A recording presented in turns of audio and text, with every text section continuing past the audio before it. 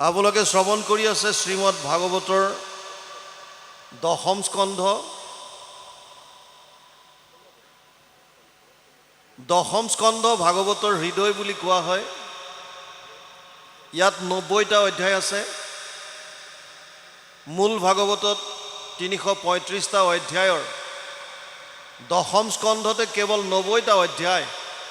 সেয়ে ইয়াক 3টা ভাগ কৰিছে, আদি চোৱা, মধ্য চোৱা আৰু শেষ চোৱা। আদি ভাগ আপোনালোকে শ্ৰৱণ কৰি আছে আৰু ইয়াৰ অনুবাদ মহাপুৰুষ শ্ৰীমন্ত শংকৰদেৱে নিজে কৰিছে। শেষ চোৱাৰ পৰা তেওঁ কুৰুক্ষেত্ৰ যাত্ৰা কৰিছে আৰু ইয়াত দশম স্কন্ধত ভগৱান কৃষ্ণৰ যিখিনি লীলা, সেই সমস্ত লীলা দাঙি ধৰাৰ প্ৰয়াস কৰা হৈছে। ভাগৱত দুই ধৰণৰ বুলি কোৱা হয়। এক হৈছে গ্ৰন্থ ভাগৱত আৰু এক হৈছে ভক্ত ভাগৱত। প্ৰহ্লাদ আদিৰ দৰে বৈষ্ণৱসকলক ভাগৱত নাম দিছে, ভাগৱত বুলি কয়। আৰু এক হৈছে গ্ৰন্থ, য'ত ভগৱান কৃষ্ণৰ বিষয়ে, বিষ্ণু বৈষ্ণৱৰ বিষয়ে বিস্তৃত জ্ঞান আছে। আৰু গুৰুজনাৰ মূল এক শৰণ হৰিনাম ধৰ্মৰ যি সাধনৰ যি মূল প্ৰক্ৰিয়া আছিল, তাত তেওঁ শ্ৰৱণ কীৰ্তনকে প্ৰমুখতা দিছে। প্ৰহ্লাদে 9বিধ ভক্তিৰ কথা কৈছিল। শ্ৰৱণম, কীৰ্তনম, বিষ্ণু স্মৰণম, পাদসেৱনম, অৰ্চনম, বন্দনম, দাস্যম, সাক্ষ্য, আত্মনিবেদনম। 7, 5, 23 সপ্তম স্কন্ধ 5ম অধ্যায় 23 নম্বৰ শ্লোক। মহাপুৰুষ শ্ৰীমন্ত শংকৰদেৱে 9বিধ ভক্তিৰ পৰা 2বিধত প্ৰমুখতা দিলে। যদ্যপি ভগতি নৱবিধ মাধৱৰ শ্ৰৱণ কীৰ্তন আত হন্ত শ্ৰেষ্ঠতৰ শ্ৰৱণ কীৰ্তনক প্ৰমুখতা দিছে। আৰু ইয়াৰ এক তাত্ত্বিক ৰহস্য আছে। শ্ৰৱণক প্ৰমুখতা কিয় দিলে? আমি সকলোৱে জানো যে আমাক যদি কোনোবাই সামান্য গ্ৰাম্য কিবা কথা এটাও কয় আৰু এই শব্দকেইটা যদি আমাৰ ইন্দ্ৰিয়ৰ অনুকূল হয়, আমি বিচৰা ধৰণে যদি হয়, তেতিয়াহ'লে সেই শব্দকেইটাই আমাক প্ৰভাৱিত কৰে। আপোনাক কোনোবাই ভালভাৱে প্ৰশংসা কৰিলে আপুনি আনন্দিত হয়, উৎফুল্লিত হয়। আৰু যদি আপোনাক কোনোবাই বেয়াকৈ কয়, তেতিয়া আপোনাৰ দুখ লাগে, আপোনাৰ ক্ৰোধ উঠে। তাৰমানে কেইটামান শব্দই আমাক প্ৰভাৱিত কৰিব পাৰে। যদি সাধাৰণ গ্ৰাম্য কথাবিলাকে আমাক প্ৰভাৱিত কৰিব পাৰে, তেতিয়াহ'লে ভাগৱতটো ভগৱান কৃষ্ণৰ বাংময় মূৰ্তি বুলি কৈছে। তেনেয়ম বাংময় মূৰ্তি প্ৰত্যক্ষ বৰ্ততে হৰি, সেৱাত শ্ৰৱণাত পথত দৰ্শনাত পাপনাশিনী। পদ্মপুৰাণ উত্তৰখণ্ড ভাগৱত মাহাত্ম্য 3য় অধ্যায় 62 নম্বৰ শ্লোকত ব্যাসদেৱে লিখিছে, ভাগৱত ভগৱান কৃষ্ণৰ বাংময় মূৰ্তি, বাণী ৰূপে আছে ইয়াত। গতিকে এই কৃষ্ণময় শব্দবিলাক যেতিয়া আমাৰ কৰ্ণৰ ৰন্ধ্ৰই দি ভিতৰত প্ৰৱেশ কৰিব, তেতিয়া আমাক একো নকৰিবনে? মহাপুৰুষ মাধৱদেৱে কৈছে কৰিব। কৰ্ণপথে ভকতৰ হিয়াত প্ৰৱেশী হৰি, দুৰ্বাসনা হৰে সমস্তই। জলৰ যতেক মল যেহেন শৰৎকালে, স্বভাৱতে নিৰ্মল কৰয়। এই শব্দবিলাক যেতিয়া আমাৰ কৰ্ণৰ ৰন্ধ্ৰই দি ভিতৰত প্ৰৱেশ কৰিব, এটা কেমেষ্ট্ৰি তৈয়াৰ কৰে, ৰসায়নৰ সৃষ্টি হয়। আৰু সেই কেমেষ্ট্ৰিটোৱে আমাৰ ভিতৰৰ মলিনতা, কপটতা এইবিলাক দূৰ কৰি আমাৰ হৃদয়খন পবিত্ৰ কৰি তোলে। আৰু যেতিয়া হৃদয় পবিত্ৰ হ'ব, মনৰ পৰা ঈৰ্ষা, দ্বেষ, কাম, ক্ৰোধ, লোভ এইবিলাক যেতিয়া নাইকিয়া হ'ব, তেতিয়া আপুনি ভগৱানক বিচাৰি আৰু বাহিৰত যাব নালাগে। দেৱৰো ঈশ্বৰ হৰি তাম তমহা যত্ন কৰি লৈও এক শৰণ সাক্ষাৎ, যাৰ ইচ্ছা মুখ্য পাইবে নালাগে দূৰক যাইবে, আছে হৰি সবাৰো ইয়াত আপোনালোকে দৰ্শন পাব। আৰু সেইকাৰণেই ভাগৱতৰ শ্ৰৱণৰ বস্তুটো, প্ৰভু ভগৱন্তৰ লীলাসমূহৰ শ্ৰৱণ কলিযুগত বিশেষভাৱে প্ৰাধান্য পাইছে আৰু চাৰিওফালে সেইকাৰণে ভাগৱতৰ চৰ্চা হৈছে। কিন্তু ভাগৱত আমি শুনো ঠিকেই। ব্যাসদেৱে পদ্মপুৰাণত কৈছে, এতদস্মাৎ পৰম কিঞ্চিত মন শুদ্ধেন বিদ্যতে, জন্মান্তৰে ভৱেৎ পুণ্যম তদা ভাগৱতম লভেৎ। পদ্মপুৰাণ উত্তৰখণ্ড ভাগৱত মাহাত্ম্য 1ম অধ্যায় 12 নম্বৰ শ্লোক। ব্যাসদেৱে কৈছে, ভাগৱত শুনিলে মানুহৰ মনৰ ভাৱ শুদ্ধ হ'ব। আৰু ভাগৱততকৈ শ্ৰেষ্ঠ গ্ৰন্থ মনৰ ভাৱ শুদ্ধিকৰণৰ কাৰণে আন একো নাই। কেৱল ভাগৱতেহে মানুহৰ মনৰ ভাৱবিলাক শুদ্ধ কৰিব পাৰে। কিন্তু কাৰ সৌভাগ্য ঘটে শুনাৰ? ব্যাসদেৱে কৈছে জন্মান্তৰে ভৱেৎ পুণ্যম, যাৰ বহুত জন্মৰ পুণ্য সঞ্চিত হ'ল তেওঁলোকেহে ভাগৱত শুনাৰ সৌভাগ্যকণ পায়। তাৰ মানে বৰ্তমান সময়ত অসমৰ প্ৰায়বিলাক মানুহৰ ভাগ্যৰ উদয় হৈছে। কাৰণ আমি প্ৰত্যক্ষভাৱে শুনাৰ উপৰিও আমাৰ যিমান ইয়াত ইউটিউবাৰসকল আছে তেওঁলোকৰ জৰিয়তে অসমৰ লগতে ভাৰতৰ চুকে কোণে, ভাৰতৰ বাহিৰতো যিসকল প্ৰবাসী আছে তেওঁলোকেও ইউটিউবৰ জৰিয়তে ভাগৱত শুনাৰ সৌভাগ্য পাইছে, সুবিধাকণ পাইছে। গতিকে এওঁলোকো ধন্যবাদৰ পাত্ৰ। বিভিন্ন স্থানত থাকি নিজৰ ঘৰত আপুনি আপোনাৰ সুবিধা মৰ্মে আপুনি ভাগৱত শ্ৰৱণ কৰিব পাৰে। ইয়ালৈকে চব ঠিক আছে, কিন্তু ঘটনা হ'ল ইমানকৈ শুনাৰ পাছতো আমাৰ মনৰ ভাৱবিলাক শুদ্ধ হৈছেনে নাই, এইটোহে ডাঙৰ কথা। শুনাততো বহুত শুনিছোঁ, আমি প্ৰত্যক্ষভাৱে এনেকৈ অনুষ্ঠানত শুনাৰ উপৰিও মোবাইলৰ যোগেদি ৰাতি দিন শুনি আছোঁ। আমাক অসমৰ বহু ঠাইৰ পৰা ফোন কৰি জনায়, কোনোবাই কয় বাপ ৰাতিপুৱা খোজকাঢ়িবলৈ যাওঁতে আপোনাৰ লগাই লওঁ, কোনোবাই কয় বাৰীত কৃষি কৰ্ম কৰি থাকোঁতে স্পীকাৰত লগাই লওঁ, আইসকলে কয় আমি ৰন্ধন ক্ৰিয়া কৰি থাকোঁতে মোবাইলত শুনি থাকোঁ। চব ঠিক আছে, কিন্তু শুনাৰ পাছত আমাৰ ৰূপান্তৰ কিবা ঘটিছেনে নাই? আমি কিবা নিজক পৰিৱৰ্তন যে হৈছে বা আমাৰ জীৱনলৈ যে কিবা ৰূপান্তৰ ঘটিছে এইটো কিবা অনুভৱ কৰিব পাৰিছোঁনে নাই? কেনেকৈ গম পাব কিবা যে ৰূপান্তৰ ঘটিছে? সমাজত চোৰ ডকাইত ধৰ্ষণ লুণ্ঠন এইবিলাক নাইকিয়া হ'ব। কিন্তু যদি সমাজখনলৈ চাওঁ, ভাগৱত নুশুনা কথাখিনি বাদেই দিলোঁ মই, শুনাসকলৰো ঈৰ্ষা দ্বেষ কাম ক্ৰোধ এইবিলাকৰ ওপৰত সংযম এতিয়াও অহা নাই। তাৰ মানে যেনেকৈ শুনিব লাগে হয়তো আমি তেনেকৈ শুনা নাই, এক নম্বৰ কথা। দুই নম্বৰ কথা, যাৰ পৰা শুনিছোঁ আমাৰ দৰে যিসকল আলোচক, আমি ব্যাখ্যাকাৰ বুলি নাভাবোঁ নিজকে, আলোচক বুলি ক'ব পাৰে, আলোচনা কৰি ভাল পাওঁ কৃষ্ণৰ কথা। আমিবিলাকে হয়তো কৃষ্ণৰ কথা বা ভাগৱতৰ কথা সত্য শুদ্ধ ৰূপত শ্ৰোতাৰ হৃদয় স্পৰ্শ কৰি সুমুৱাই দিয়াত বিফল হৈছোঁ, আমি হয়তো পৰা নাই। ৩ নম্বৰ কাৰণ হ'ব পাৰে যে যদিও ইমান বহুল প্ৰচাৰ চলিছে এতিয়াও হয়তো এটা চামে নিজকে ভাগৱত শুনাৰ পৰা আঁতৰাই ৰাখিছে। কাষতে ভাগৱত হৈ আছে, মোৰ শুনিবলৈ ইচ্ছা নাই। আৰু 4 নম্বৰ কাৰণ হ'ব পাৰে যে শুনাটো শুনিছোঁ, বুজাটো বুজিছোঁ, কিন্তু যেতিয়া মনাৰ কথা আহে তেতিয়া আমি পাল্টি মাৰি দিওঁ, আমাৰ ইচ্ছা নাই। মই প্ৰায়ে কওঁ, যিজন কংসৰ কথা আপোনালোকে ইয়াত আলোচনা কৰিছে, কংস অহংকাৰৰ প্ৰতীক, তেনেকৈ আৰু এজন অহংকাৰৰ প্ৰতীক, একোটা চৰিত্ৰ এইবিলাক প্ৰতীকাত্মক, দুৰ্যোধন। কুৰুক্ষেত্ৰৰ যুদ্ধৰ প্ৰাক মুহূৰ্তত দুৰ্যোধনৰ ৰাজসভালৈ ভগৱান কৃষ্ণ গৈছিল এজন দূত হৈ, শান্তি দূত হৈ গৈছিল। আৰু দুৰ্যোধনক কৈছিল যে দাদা, যদি তুমি কুৰুক্ষেত্ৰ যুদ্ধ হোৱাটো বিচৰা নাই তেতিয়াহ'লে মাত্ৰ মোৰ উপদেশ মানি লোৱা। দুৰ্যোধনে ক'লে কি কৰিব লাগিব কেশৱ? ভগৱানে ক'লে যে আন একো কৰিব নালাগে, মাত্ৰ 5খন গাঁও দিয়া, মই পঞ্চ পাণ্ডৱক বুজাই দিম আৰু এই যুদ্ধ নহয়। দুৰ্যোধনে ক'লে যে 5খন গাঁওটো বহুত দূৰৰ কথা, মই বেজীৰ আগত উঠা সামান্য মাটিকণো বিনা যুদ্ধত নিদিওঁ। আৰু তেতিয়া ভগৱান কৃষ্ণই দুৰ্যোধনক কৈছিল যে দাদা, তুমি ধৰ্ম কি বুজি পোৱা নে নাই? তেতিয়া দুৰ্যোধনে কৈছিল জানামি ধৰ্মম নাচমে প্ৰবৃত্তি, ধৰ্ম কি মই জানো কিন্তু মোৰ মানিবলৈ ইচ্ছা নাই। ভগৱানে ক'লে যে অধৰ্ম কি জানানে নাই? দুৰ্যোধনে কৈছিল জানামি অধৰ্মম নাচমে নিবৃত্তি, অধৰ্ম কি সেইটোও জানো মই, কিন্তু মই নকৰাকৈ থাকিব নোৱাৰোঁ। কেনাপি দেৱেনা হৃদি স্থিতম যথা নিয়োজয়সী তথা কৰোমি। মহাপুৰুষ মাধৱদেৱী শ্লোকটোৰ অনুবাদ ঘোষাত কৰি থলে, ধৰ্মক জানোহো মই তথাপি প্ৰবৃত্তি নাই, অধৰ্মত নিবৃত্তি নহয়, হৃদিস্থিত হইয়া তুমি যেন কৰাবহা স্বামী ঋষিকেশ কৰিব তেনয়। আমি জনাক জানো কোনটো ধৰ্ম কোনটো অধৰ্ম, কোনটো ভাল কোনটো বেয়া। যদি নাজানিলেহেঁতেন তেতিয়াহ'লে বেয়া কামবিলাক মানুহে মনে মনে নকৰিলেহেঁতেন।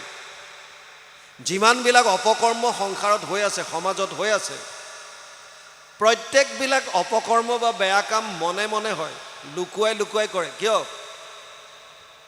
যদি গমেই নাপায় বেয়া বুলি, তেতিয়াহ'লে অপেন কৰিব লাগে, খোলা খুলি।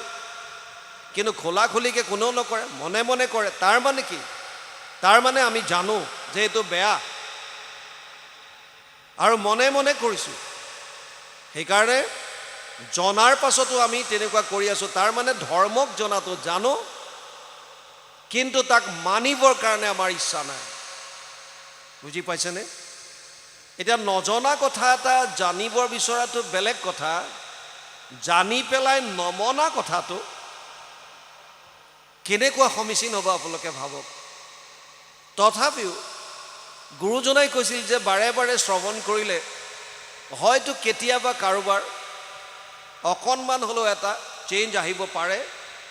আৰু যেতিয়া বাৰে বাৰে আমি শুনি থাকিম, বাৰে বাৰে শ্ৰৱণ কৰি থাকিম, তেতিয়া হয়তো এদিন গৈ পেলাই তেওঁলোকৰ ভিতৰৰ পৰা এই কপটতা, মলিনতা, এই সমস্তবিলাক নাশ হৈ সত্য শুদ্ধ যিটো ঐশ্বৰিক প্ৰেম, যিটো ভগৱানৰ প্ৰতি শুদ্ধ প্ৰেম, এইটোৰ হয়তো প্ৰকাশ পাব পাৰে।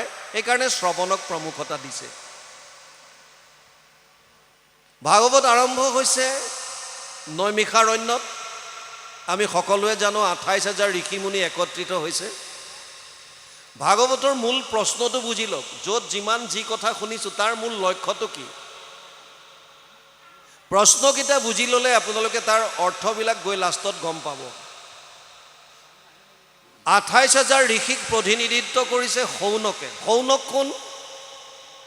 কথামৃত ৰসস্বাদ কুশল শৌনকো অব্ৰবীত। যিজন কথামৃত পান কৰাত কুশল, সেইজনৰ নাম দিছে শৌনক। শৌনকে প্ৰশ্ন কৰিছে, তত্ৰ তত্ৰ অঞ্জস আয়ুষ্মান ভৱতা যত বিনিশ্চিতম পুংসাম একান্তত শ্ৰেয় তৎ না সঞ্চিতুম অৰ্হসি। 1:1-9 প্ৰথম স্কন্ধ প্ৰথম অধ্যায় 9 নম্বৰ শ্লোকত শৌনকে কৈছে কলিযুগৰ মানুহৰ কাৰণে আটাইতকৈ শ্ৰেষ্ঠ কৰ্মটো কি? যিটো কৰ্মৰ দ্বাৰা তেওঁলোকে পৰম কল্যাণ সাধন কৰিব পাৰিব। এইটো হৈছে মূল ভাগৱতৰ ভেটি। ভাগৱত ক'বলগীয়া কিয় হৈছে? মূল প্ৰশ্ন এইটো যে কলিযুগৰ মানুহে কল্যাণ সাধনৰ অৰ্থে কৰিবলগীয়া আটাইতকৈ শ্ৰেষ্ঠ কৰ্মটো কি? এইটো শৌনক আদি ঋষি সমস্তই সুত মুনিক সুধিছে।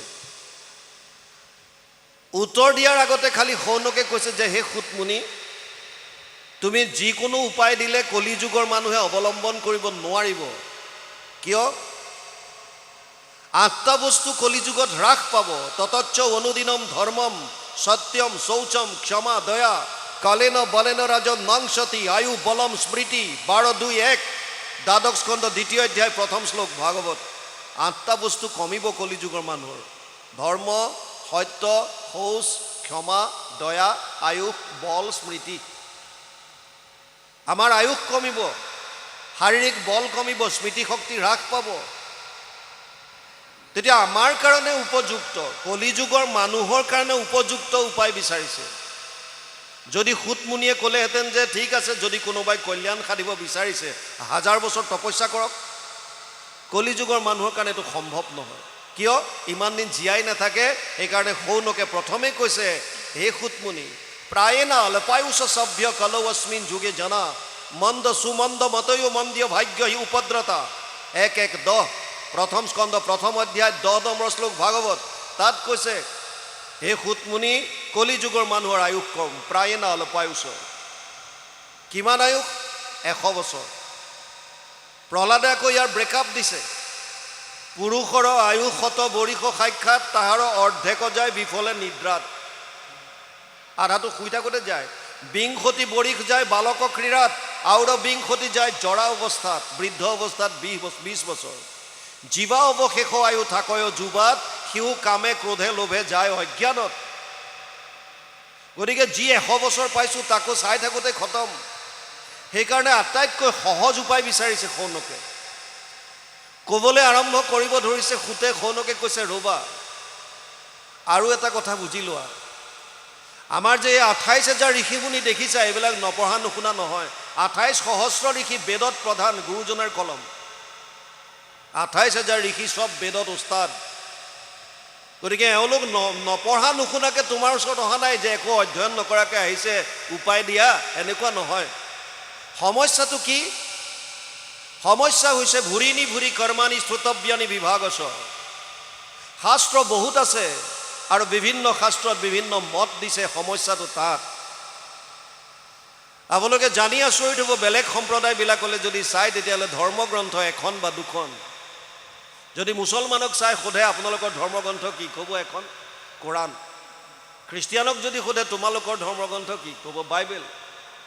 শিখসকলক যদি সোধে ক'ব যে কি, বোলে গুৰু গ্ৰন্থ চাহিব। বুদ্ধিষ্টক যদি সোধে তোমালোকৰ ধৰ্মগ্ৰন্থ কি, ক'ব যে ত্ৰিপিটক। আৰু আমাৰ 4 বেদ, 14 শাস্ত্ৰ, 18 পুৰাণ, স্মৃতি শাস্ত্ৰ বেলেগ, দৰ্শন বেলেগ, 2খন মহাকাব্য, গীতা, অগণন শাস্ত্ৰ আছে। শাস্ত্ৰ থকাটো আপত্তি নাই।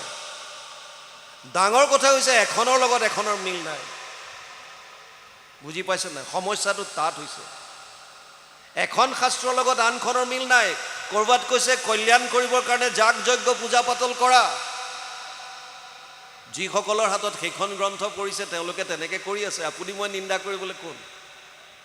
ক'ৰবাত কৈছে যাগ যজ্ঞ পূজা পাতলত নাপাবা, তুমি দান দক্ষিণা কৰা, তেওঁলোকে তেনেকৈ চলিছে। ক'ৰবাত কৈছে তাত নাপাবা, জপ তপ তীৰ্থ কৰা, তেওঁলোকে তেনেকৈ কৰিছে। ক'ৰবাত কৈছে নাই, ঘৰ দুৱাৰ বাদ দি সন্ন্যাস ব্ৰত ধাৰণ কৰা আৰু পৰ্বত বা জংঘলৰ মাজত গৈ ধ্যান ধাৰণা সমাধিৰ দ্বাৰা পৰম কল্যাণ সাধিব পাৰিবা। বছ ঘৰ দুৱাৰ বাদ দি কেৰুৱা বস্ত্ৰ পৰিধান কৰি ওলাই গৈছে।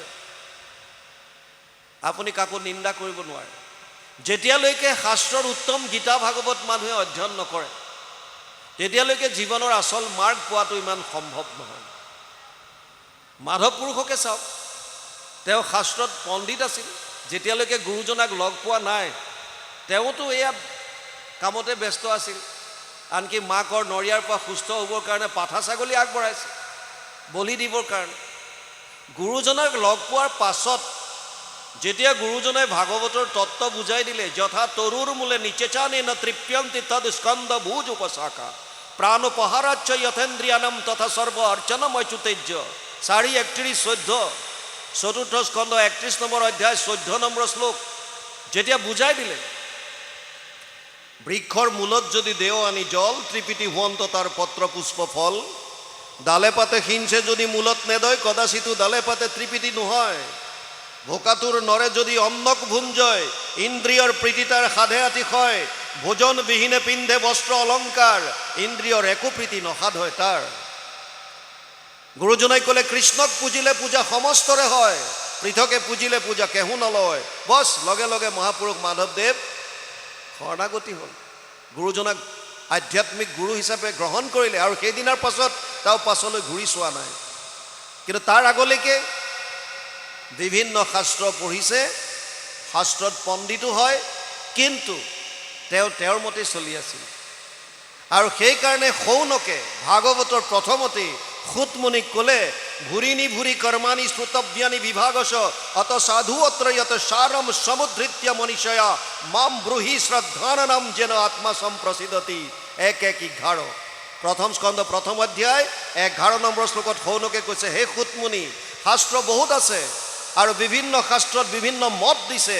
সেইকাৰণে তুমি যিহেতুকে শাস্ত্ৰজ্ঞ, সমস্ত শাস্ত্ৰ জানা, সেইকাৰণে সমস্ত শাস্ত্ৰৰ সাৰ মৰ্মটো উলিয়াই কলি যুগৰ মানুহৰ শাৰীৰিক আৰু মানসিক সামৰ্থ্যতাৰ প্ৰতি লক্ষ্য কৰি আটাইতকৈ সুগম মাৰ্গটো তুমি আমাক দিয়া। আৰু তেতিয়া সুতমুনিয়ে কৈছে চিন্তা কৰিব নালাগে, এনেকুৱা এটা মাৰ্গ মই তোমালোকক দিম যিটো মাৰ্গ অৱলম্বন কৰি ৰজা পৰীক্ষিতে 7 দিনত পৰম গতি লাভ কৰিলে। মই এনেকুৱা এটা তোমালোকক উপায় ক'ম যিটো উপায় অৱলম্বন কৰি ৰজা খটাংগই 45 মিনিট 2 দণ্ডত পৰম গতি লাভ কৰিলে। আৰু তেতিয়া সুখদেৱ পৰীক্ষিতৰ মাজত কি কথোপকথন হৈছিল এই কথাখিনি সুন্দৰভাৱে আগবঢ়াইছে। আৰু বৰ্তমান আহি আপোনালোকে 10ম স্কন্ধ এতিয়া শ্ৰৱণ কৰি আছে। দশম স্কন্ধত বৰ্তমানলৈকে আপোনালোকে পালে আমাৰ আগৰজন বৰ সুন্দৰভাৱে ব্যাখ্যা কৰি গৈছে। ভগৱান কৃষ্ণৰ অৱতাৰ হ'ল, গোকুলত গৈ থ'বলগীয়া হ'ল মথুৰাৰ পৰা, আৰু তাৰ পাছত এতিয়া ইয়াত যেতিয়া যোগমায়াক বধ কৰিবলৈ ধৰিছিল, যোগমায়া হাতৰ পৰা, কংসৰ হাতৰ পৰা উৰি গুচি গ'ল।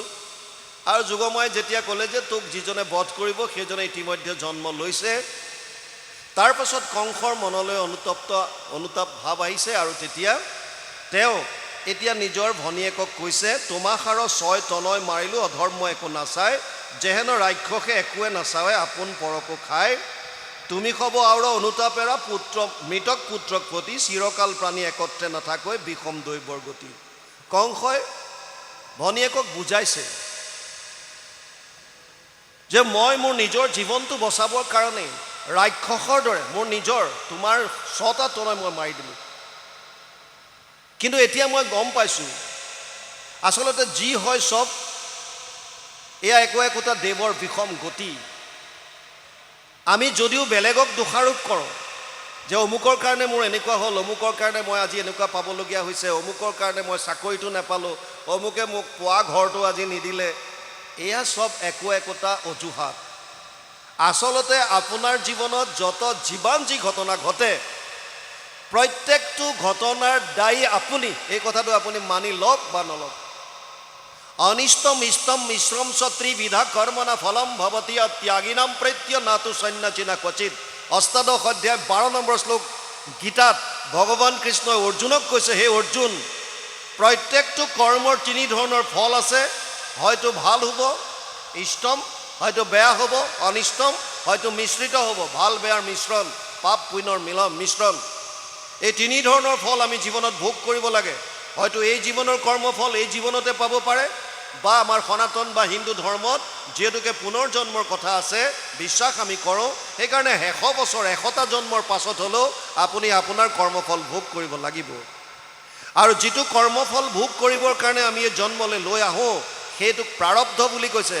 প্ৰাৰব্ধ যাৰ যেনেকুৱা তেনেকৈয়ে ভোগ কৰিব লাগিব। তাৰ কাৰণে বাকী যিমানবিলাক আমাক দেখা পাওঁ যে অমুকৰ কাৰণে হ'ল, এয়া কেৱল মাত্ৰ নিমিত্ত। সেইকাৰণে ইয়াত বৰ সুন্দৰভাৱে কৈছে, তাৰ পাছতে কৈছে চিৰকাল প্ৰাণী একত্ৰে নাথাকৈ বিষম দৈৱৰ গতি।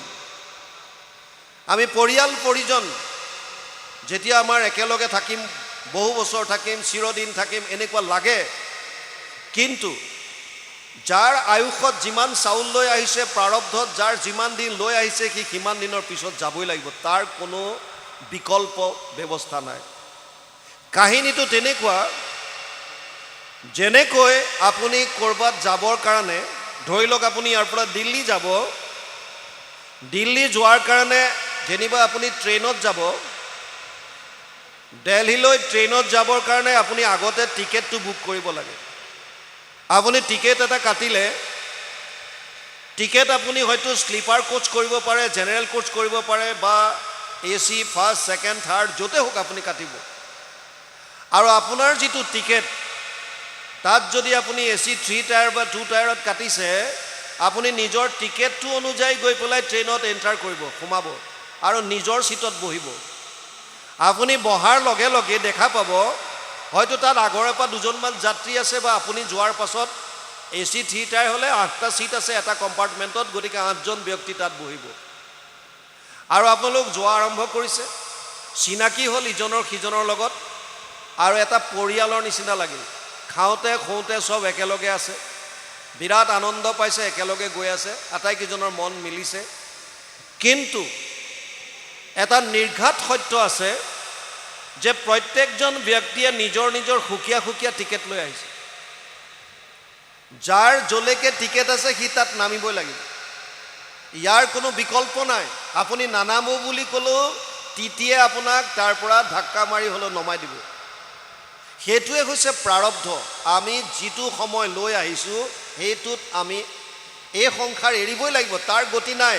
আৰু এইকাৰণে শাস্ত্ৰত পোৱা যায়, আয়ু কৰ্মমচা বিদ্যামচা বিত্য, আয়ু কৰ্মমচা বিত্যামচা বিদ্যা নিধনমেবচ পঞ্চৈতস্য সৃজন্তে গৰ্ভস্থস্য দেহিনাম।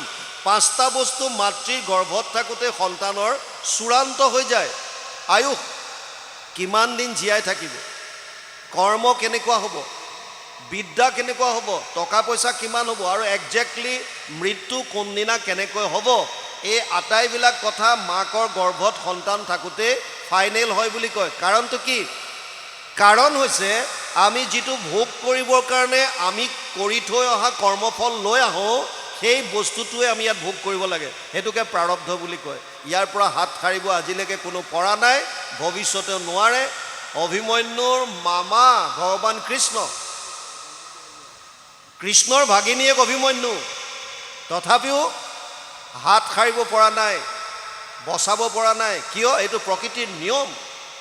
সেইকাৰণে ইয়াত বৰ সুন্দৰভাৱে কৈছে, চিৰকাল প্ৰাণী একত্ৰে নাথাকৈ বিষম দৈৱৰ গতি, জাতস্য হি ধ্ৰুৱ মৃত্যু ধ্ৰুৱ জন্ম মৃতস্য চ তস্মাদ অপৰিহাৰ্য অৰ্থে নাত্বম সূচিতুম অৰ্হসি। ২য় অধ্যায় ২৭ নম্বৰ শ্লোক গীতা।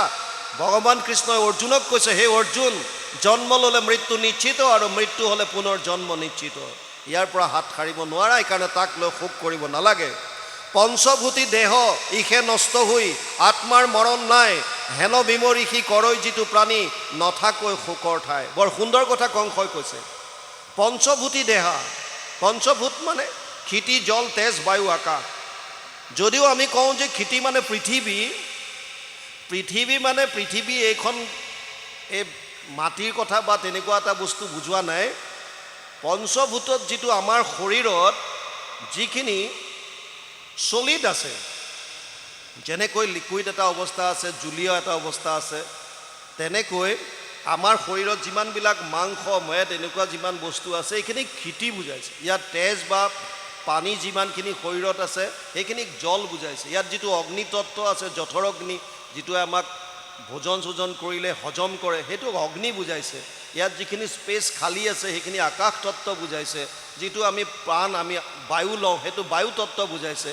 এনেকৈ পঞ্চভূতি শৰীৰত, আমাৰ এই শৰীৰটো পঞ্চভূতি কয়। ২৪ তত্ত্বৰ দ্বাৰা গঠিত এইটো শৰীৰ।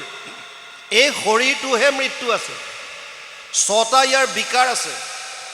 অস্থি জায়তে বৰ্ধতে বিপৰিণামতে অৱক্ষ্যতি প্ৰণশ্যতি। ৬টা বিকাৰ কেৱল শৰীৰটো। প্ৰথমতে অস্থি, মাকৰ গৰ্ভত স্থিত হয়। অস্থি মানে এক্সিষ্টেঞ্চ, আছে, আছে বুজাবৰ কাৰণে হয়, এইটো বস্তু আছে, অস্থি। অস্থি মানে মাকৰ গৰ্ভত এটা সন্তানে স্থিত হ'ল, আছে। জায়তে জন্ম হ'ল। বৰ্ধতে শৰীৰটো বৃদ্ধি হৈছে। এটা সময়ত গৈ বিপৰিণামতে হৰমনেল চেঞ্জেছ আহিল। ছোৱালী হ'লে গাভৰুত্ব প্ৰকাশ পালে, ল'ৰা হ'লে যৌৱনত্ব প্ৰকাশ পালে, দাড়ি গজিল, মোচ এইবিলাক আহিলে। আৰু এটা সময়ত গৈ ৰৈ গ'ল, বৰ্ধনটো গৈ এটা সময়ত ৰৈ যায়। ৰৈ যোৱাৰ পিছত কি হয়? অৱক্ষ্যতি, ক্ষয় আৰম্ভ হৈ যায়। দাঁত সৰিল, চুলি পকিল, চকুৱে নেদেখা হ'ল, হাত ভৰিত দিগদাৰ হ'বলৈ ধৰিলে, নাৰ্ভৰ প্ৰব্লেম আহিল, অৱক্ষ্যতি। আৰু এটা সময়ত কি হয়? প্ৰণশ্যতি, নাশ হৈ যায়। কিহৰ? শৰীৰটো। সেইকাৰণে শৰীৰৰ ৬টা বিকাৰ আছে বুলি কৈছে। ইয়াত কৈছে পঞ্চভূতি দেহ ইহে নষ্ট হয়। দেহ বুলি কওঁতে আকৌ ইয়াত ৩টা দেহ আছে। যিটো দেহ আপোনালোকে দেখিছে বা আমি যিটো দেখা পাওঁ, এইটোক স্থূল শৰীৰ বুলি কয়। এইটোৱে পঞ্চভূতি দেহ। ইয়াৰ ভিতৰত 2টা সূক্ষ্ম শৰীৰ আছে, এটাক লিংগ শৰীৰ, সূক্ষ্ম শৰীৰটোক এটাক লিংগ শৰীৰ বুলি কৈছে। তাৰ ভিতৰত এটা কজেল বডি আছে, কাৰণ শৰীৰ আছে, য'ত বাসনাবিলাক থাকে। আপোনালোকে জানি আচৰিত হ'ব, এজন মানুহৰ মৃত্যু হ'লে যদিও আমি কওঁ যে আত্মা ওলাই গ'ল, আত্মা অকলে নাযায়। এই লিংগ শৰীৰ আৰু কাৰণ শৰীৰটোৰ লগতহে আত্মা যায়। লিংগ শৰীৰটো আমি কেনেকৈ গম পাম যে আছে বুলি? আমি সকলোৱে দেখা পাওঁ। কেতিয়াবা কেতিয়াবা ৰাতি শুই থাকিলে আমি সপোন দেখা পাওঁ, সপোন দেখোঁ, স্বপ্ন অৱস্থা। সপোনত কি দেখোঁ? আপুনি দেখা পায় যে মই গুৱাহাটী গৈছোঁ, মই নগাঁও টাউনত গৈছোঁ, মই ডিব্ৰুগড় গৈছোঁ, মই দিল্লী গৈছোঁ, মই ক'ৰবাত গৈছোঁ, কাৰোবাৰ সৈতে কথা পাতিছোঁ, কিবা কৰিছোঁ। যদিও আপোনাৰ শৰীৰে যোৱা নিচিনা লাগে, কিন্তু আপোনাৰ শৰীৰটোতো বিচনাত পৰি আছে। যিটো পঞ্চভূতি শৰীৰ বুলি কৈছে, সেইটো আপোনাৰ বিচনাত আছে, শুই আছে। কোনটো শৰীৰ লৈ পেলাই আপুনি ডিব্ৰুগড় গৈছে, কোনটো শৰীৰ লৈ দিল্লী গৈছে, কোনটো শৰীৰে কোনোবাৰ লগত কথা পাতিছে? দেখাত আপোনাৰ নিচিনাই লাগিছে, কিন্তু সূক্ষ্ম আকাৰত গৈছে। লিংগ শৰীৰটো 18টা তত্ত্বৰ দ্বাৰা গঠিত।